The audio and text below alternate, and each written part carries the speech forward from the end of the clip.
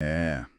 Imagina só descobrir que uma das máquinas de tortura mais brutais da história humana, tipo um símbolo universal de terror e sofrimento impiedoso, não foi inventada com o propósito de causar dor. Pois é. Imagina que, na verdade, a sua concepção original tinha um único objetivo, que era manter a Terra limpa. É o tipo de contradição que dá um nó na cabeça de qualquer um. Uhum, com certeza.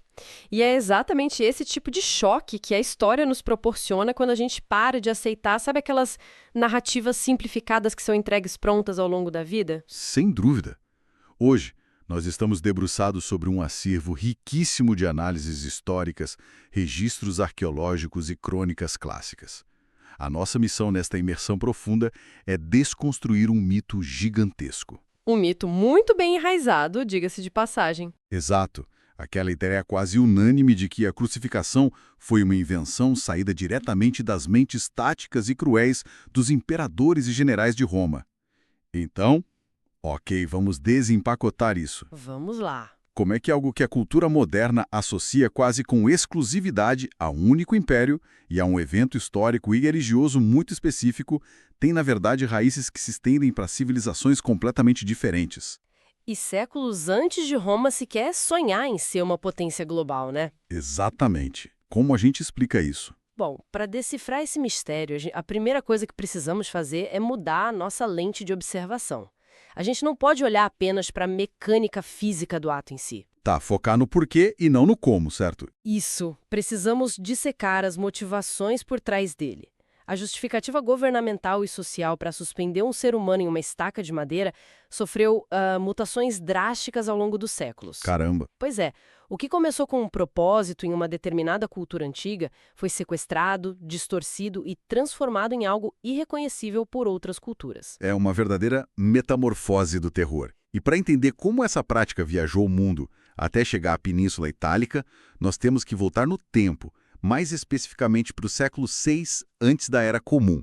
Vamos lá para o Império Persa. A raiz de tudo. Sim, e é aqui que surge aquela ironia fundamental que eu mencionei no início. Uma prática que o mundo viria a conhecer como o ápice da humilhação e da dor, começou por motivos de, acreditem se quiser, pureza espiritual. E essa grande virada de chave para entender o início de tudo. Claro, os persas não tiraram a ideia de exibir corpos do nada. Eles herdaram esse conceito visual de impérios ainda mais antigos e violentos. Tipo os assírios, né? Exato. Os assírios e os babilônios, por exemplo, eles já praticavam empalamentos horríveis. E só para dar uma dimensão disso para quem nos escuta, quando falamos dos assírios, nós estamos falando de uma cultura militar que usava brutalidade gráfica quase como uma arte de Estado. Uhum, era bem visual. Eles espetavam inimigos derrotados em estacas bem na frente dos muros das cidades conquistadas. Era puro choque visual. Uma carnificina desenhada a dedo para mostrar que qualquer resistência era inútil. Era o terror na sua forma mais crua. Mas o que acontece é que os persas absorveram essa estrutura de elevar o corpo e injetaram nela uma lógica existencial e teológica completamente nova. Profundamente baseada no zoroastrismo, certo? Perfeito. E para entender essa lógica, a gente precisa entender como eles viam o mundo.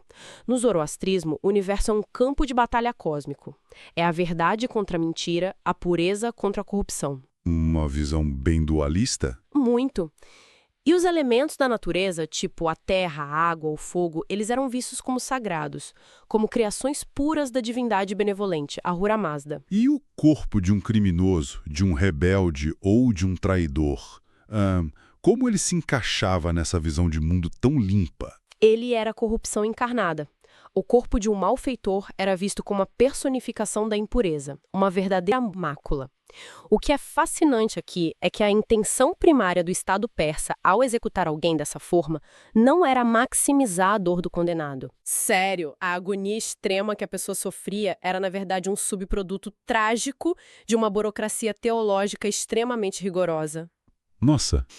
Ao suspender o criminoso em uma estaca ou numa cruz de madeira improvisada, a única preocupação dos persas era criar uma distância física. Eles precisavam evitar que aquele corpo impuro tocasse e profanasse o solo sagrado.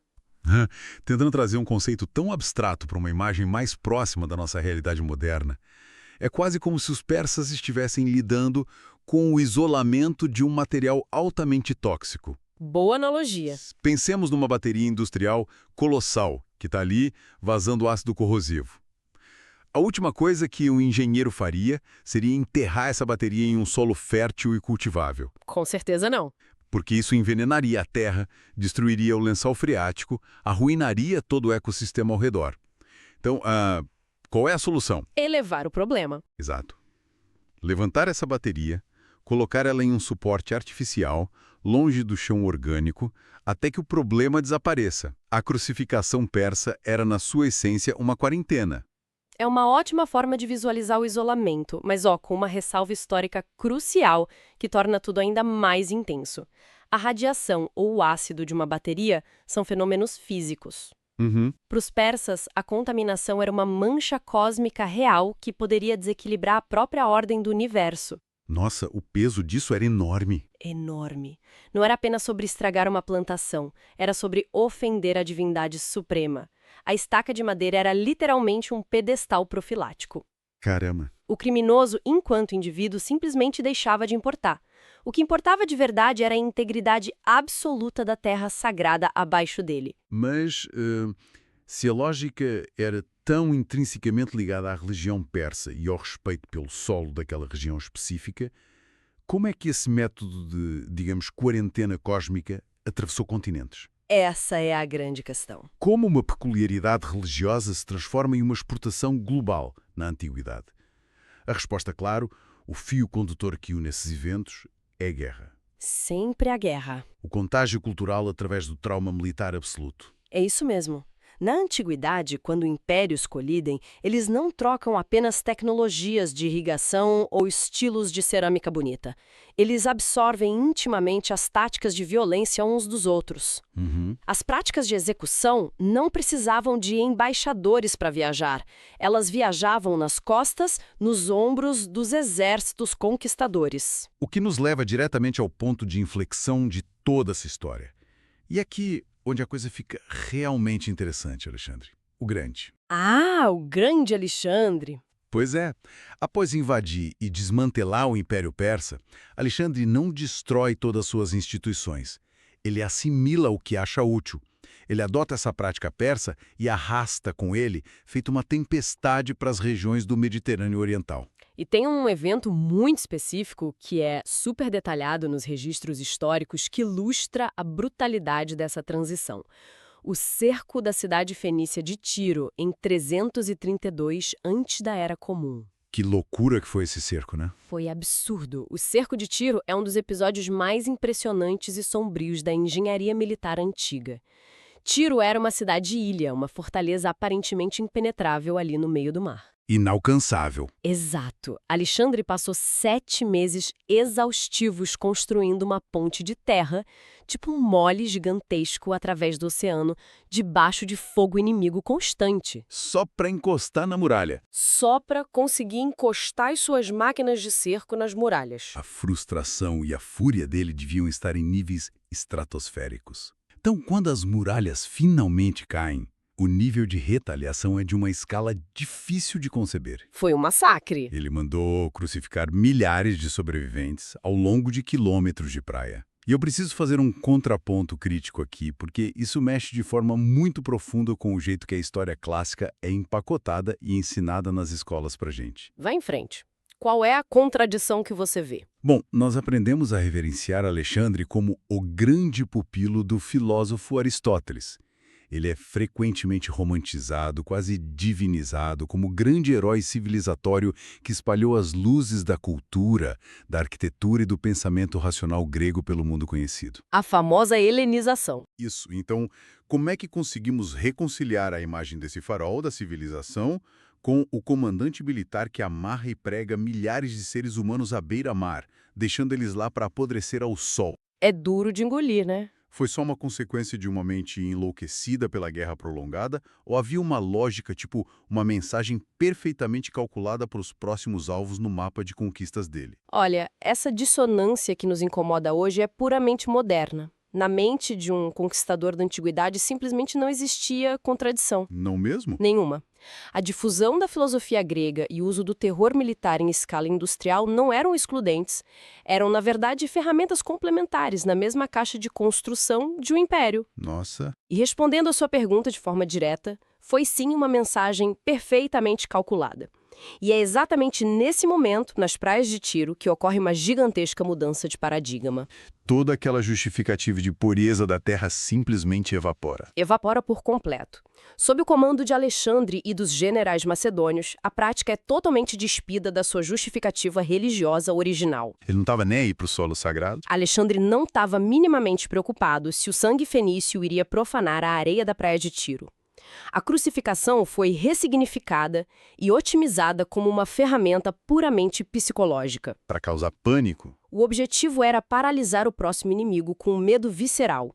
Era um recado enviado a cada porto a caminho do Egito que dizia: olhem para essas praias, este é o preço anatômico da resistência. A prática deixa de ser sobre proteger o solo e passa a ser sobre dominar mentes. Exatamente. E essa nova funcionalidade, sabe, essa versão secularizada e focada no terror, não parou com a morte de Alexandre. Ela encontrou um terreno extremamente fértil no norte da África quando foi adotada e adaptada pelos cartagineses. Sim, a potência marítima de Cartago é a próxima parada crucial nessa rota de contágio cultural. E o que surpreende é como eles aplicaram a técnica. Foi bem diferente, né? Eles entenderam o poder de choque que Alexandre demonstrou, mas deram a ela uma função voltada para dentro. É isso que choca.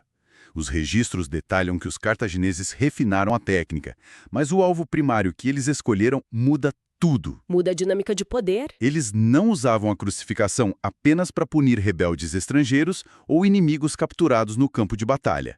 Eles a utilizaram, de forma totalmente documentada, como a punição final para os seus próprios generais fracassados. Líderes militares acusados de traição. Ou incompetência grave. Isso demonstra a incrível flexibilidade do terror como ferramenta política. Para os governantes de Cartago, a prioridade não era apenas assustar estrangeiros, era manter uma disciplina de ferro dentro da sua própria elite militar. O próprio alto escalão. Pensemos na mecânica de poder aqui. Quando o Estado pega um general de alta patente, alguém que até ontem comandava frotas e exércitos, e o submete a um método de morte tão demorado, tão público e tão terrivelmente humilhante, O choque é geral. a mensagem para o resto da estrutura de comando é ensurdecedora. O recado é que ninguém, absolutamente ninguém, está acima do Estado. A falha resulta na perda total e irrecuperável da dignidade humana. E é exatamente mapeando esse rastro de sangue militar, punição de generais e disputas por hegemonia no Mediterrâneo, que chegamos finalmente à máquina que todos conhecem. Roma. Os grandes engenheiros disso tudo. Roma não inventou a crucificação. Como fica claro na trajetória que traçamos, eles aprenderam a técnica da pior maneira possível, Sendo vítimas? enfrentando os próprios cartagineses durante as sangrentas guerras púnicas. Foi um choque de titãs que durou décadas, moldando o mundo antigo. Sem dúvida. E durante essas guerras, Roma observou as táticas inimigas. É como se, no meio de um conflito quase apocalíptico, a burocracia romana olhasse para essa forma brutal de execução e pensasse: isso é assustadoramente eficaz. Mas a gente pode melhorar. Nós podemos sistematizar isso. Nós podemos escalar isso. E sistematizar no vocabulário do Império Romano significava algo muito sombrio. Extremamente sombrio. Os romanos eram obsessivos com lei, ordem e infraestrutura. Eles pegaram uma tática de choque militar, caótica por natureza, e a transformaram numa ciência exata de engenharia social. Saiu do improviso militar. A execução deixou de ser um evento esporádico e passou a ser uma instituição. E para entender a magnitude disso, nós precisamos olhar para o como. A técnica em si. Como os romanos alteraram a mecânica do processo. Exato, porque a diferença está nos detalhes macabros. Tipo, os persas queriam apenas elevar o corpo. Alexandre queria execuções em massa. Mas os romanos introduziram melhorias físicas, como o patíbulo, a barra horizontal da cruz que o condenado era forçado a carregar pelas ruas antes da execução. Um teatro de horror antes mesmo de chegar lá? Eles estudaram a anatomia para saber exatamente onde colocar os cravos. Não nas palmas das mãos que rasgariam com o peso do corpo, mas nos pulsos, entre os ossos. Garantindo que a vítima ficasse presa de forma segura. Isso, o que revela a verdadeira face da inovação romana. O objetivo principal da crucificação romana não era a morte rápida. Nunca foi. Cortar uma cabeça com uma espada é rápido, barato e eficiente. A crucificação exigia madeira, pregos, soldados de guarda, terreno estratégico. Era um investimento logístico enorme. Muito caro para ser só uma execução simples. O objetivo real, a obra-prima sádica dos romanos, era prolongar a vida no limite insuportável da dor.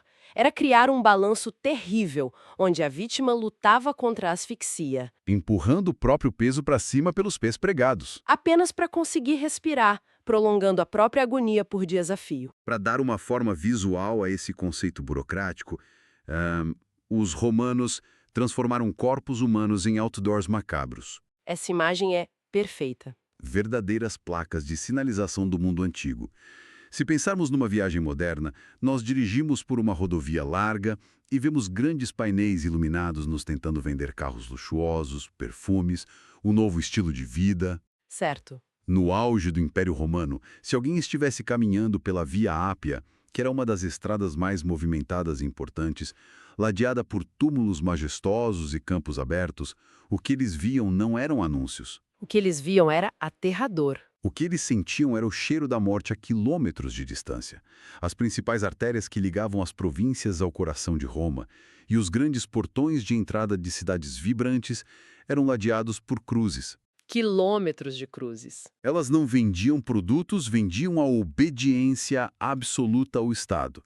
Eram lembretes físicos, apodrecendo sob o sol do Mediterrâneo, do alcance implacável do Império. Se conectarmos isso ao cenário geral da governança política romana, conseguimos enxergar uma barreira invisível sendo construída ali.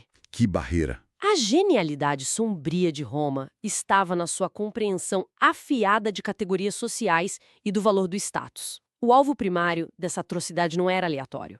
O alvo eram os humilhores. As classes mais baixas. Escravos fugitivos, piratas que perturbavam as rotas comerciais, rebeldes de províncias subjugadas, desertores e, fundamentalmente, indivíduos sem qualquer tipo de cidadania. E essa é a isenção que faz todo o sistema funcionar, não é? O tratamento dado aos próprios cidadãos romanos. Perfeito. A lei e a tradição apontam que os cidadãos romanos estavam, salvo em raríssimos casos de alta traição contra o imperador, praticamente blindados contra essa forma de morte.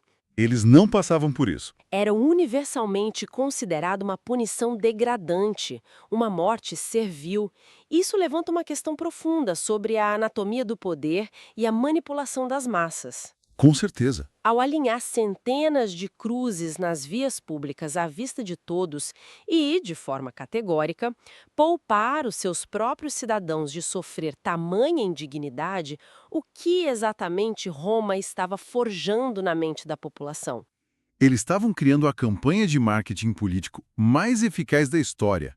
Eles estavam mostrando que a cidadania romana era o escudo invisível de valor incalculável. Era a construção de um muro psicológico intransponível. A mensagem não era falada, era demonstrada. Uma propaganda visual de poder. Ser um cidadão romano significava que o Estado respeitava a sua integridade corporal básica, protegia você da desumanização. Para os não-cidadãos, o recado era brutal. Vocês não têm rosto, não têm dignidade intrínseca. Assustador. Desafiar a ordem imperial resultava não apenas em perder o fôlego, mas no apagamento metódico, prolongado e coreografado de tudo o que fazia daquela pessoa um ser humano aos olhos da sociedade que passava pela estrada. É de uma precisão calculista que chega a arrepiar. A dor física da vítima quase que perde o protagonismo, dando lugar ao impacto devastador que a cena causava na multidão. A vítima virava cenário. A vítima tornava-se um mero instrumento cenográfico para manter a máquina social funcionando. E pensar que essa vasta arquitetura do terror estatal, arquitetada com tanta meticulosidade jurídica e militar para nunca jamais ser contestada, acabou encontrando seu colapso definitivo de uma maneira que nenhum imperador romano conseguiria prever. A história tem um senso de ironia poético, né? Muito. O uso oficial dessa prática tem um ponto de encerramento muito claro e formal dentro das fronteiras daquele império que a industrializou. Então, o que tudo isso significa? Vamos resumir? Nós começamos a nossa investigação mergulhando num mito de origem incrivelmente enraizado na nossa cabeça e acabamos fazendo uma viagem épica. Nós saímos de uma crença existencial sobre a pureza do solo e da água no Império Persa, Uma quarentena teológica. tentativa quase desesperada de não sujar o universo com o que eles consideravam ser uma corrupção espiritual. De lá, nós acompanhamos o contágio cultural dessa ideia, levada pelos exércitos de Alexandre o Grande, que despojou a prática de qualquer religiosidade e a usou como um megafone ensurdecedor para aterrorizar cidades sitiadas. Uma arma de guerra. Vimos a elite de Cartago refinando essa violência para punir os seus próprios generais e manter os militares na linha. E, finalmente, desembarcamos na supermáquina burocrática de marketing do terror do Império Romano, com seus outdoors de dor desenhados para provar o valor supremo de pertencer àquele Estado. E o desfecho documentado dessa longa trajetória é uma reviravolta de proporções inimagináveis. A prática não caiu em desuso por ineficiência. Não mesmo. Ela foi abolida ativamente no início do século IV. O grande arquiteto dessa abolição foi o imperador Constantino. E os motivos por trás da canetada de Constantino fecham um arco narrativo de uma forma brilhante e irônica. Muito irônica. Constantino proibiu a prática como um reflexo direto da sua própria guinada em direção ao cristianismo. Aquele mesmíssimo instrumento de tortura, desenhado e aperfeiçoado milimetricamente por Roma para esmagar e apagar da memória as pessoas consideradas as escórias sem importância das províncias, acabou sendo aplicado a uma figura religiosa específica na região da Judéia, séculos antes de Constantino nascer. Exato. E a grande ironia cósmica é que os seguidores dessa figura cresceram de maneira tão avassaladora, infiltrando-se em todas as camadas sociais, a ponto de tomar conta do coração espiritual do próprio império. Aquele símbolo que nasceu como a essência da desumanização servil, Sofreu uma inversão de significado completa e diametral. Tornou-se para milhões de pessoas dentro do império um símbolo sagrado de redenção, sacrifício e reverência. é impressionante. A ressignificação foi tão massiva e absoluta que a superpotência romana ficou encurralada. O Estado não podia mais usar sua principal ferramenta de terror psicológico sem, ao mesmo tempo, insultar gravemente a própria fé que estava em vias de adotar como religião oficial. É um capricho da história simplesmente fascinante.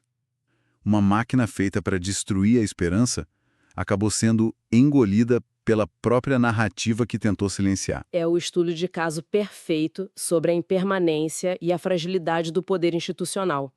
E é fundamental que todos que estejam escutando a gente absorvam essa mecânica oculta da história. A gente está analisando a própria anatomia da influência cultural, né? Exatamente. Ferramentas de dominação militar, métodos de terrorismo de Estado, grandes símbolos de poder político. Nada disso é estático. Tudo muda. São coisas plásticas.